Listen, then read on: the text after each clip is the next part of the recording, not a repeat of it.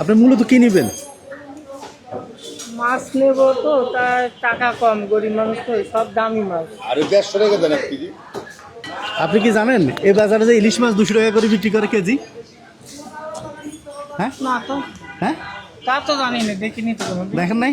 না। এই বাজার 200 টাকা করে ইলিশ মাছ আছে এক দোকানে, চিনেন না? 200 টাকা আছে? না, দেখিনি তো। আপনার কাছে 200 আছে? কম। কত আছে আপনার কাছে? 70 টাকা মতো আছে। দেখি দেখি, আর নাই না? না। আচ্ছা, এই চাচা, এই টাকা দিয়ে ইলিশ মাছ আছে? গরম ধরেন না। এটা টাকা দিয়ে ইলিশ মাছ পাওয়া যায়? হ্যাঁ এটা ইলিশ মাছ পাওয়া যায়? হ্যাঁ, যায় না? না হুম, না। জান না, উনি গরিব মানুষ, মাছ খুঁজতেছে, এই যে তেলাপিয়া মাছ, বিভিন্ন আইটেমের মাছ খুঁজছে, কিন্তু টাকার জন্য কিনতে পারেন না।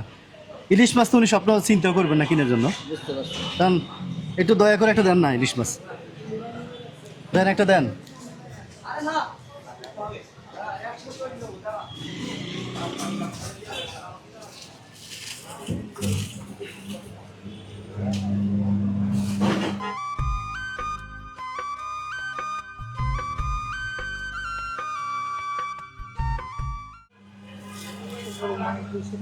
হ্যাঁ, এত বড় মাছ দিব?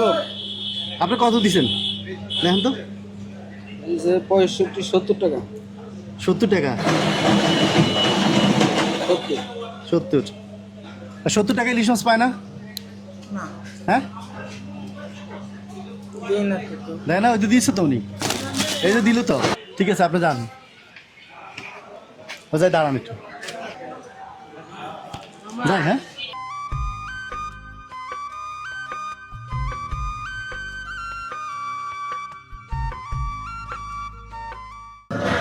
পছন্দ হয়েছে মাছ? অনেক পছন্দ হয়েছে আমার। হ্যাঁ, অনেক পছন্দ হয়েছে। আচ্ছা, না না, সে ঢুকেন ঢুকেন। শেষ কবে খাইছেন ইলিশ মাছ? আমি 15 বছরও কিনিনি। 15 বছর কিনেন নাই? এটাতে কি করবেন? এটা দিয়ে তেল নিতাম। তেল নেবেন তো? এটা কতদিন যাবে? 4 দিন। 4 দিন? এটা জায়গায় এটা দিলাম। আলহামদুলিল্লাহ। হ্যাঁ, আলহামদুলিল্লাহ। রাখেন এটা।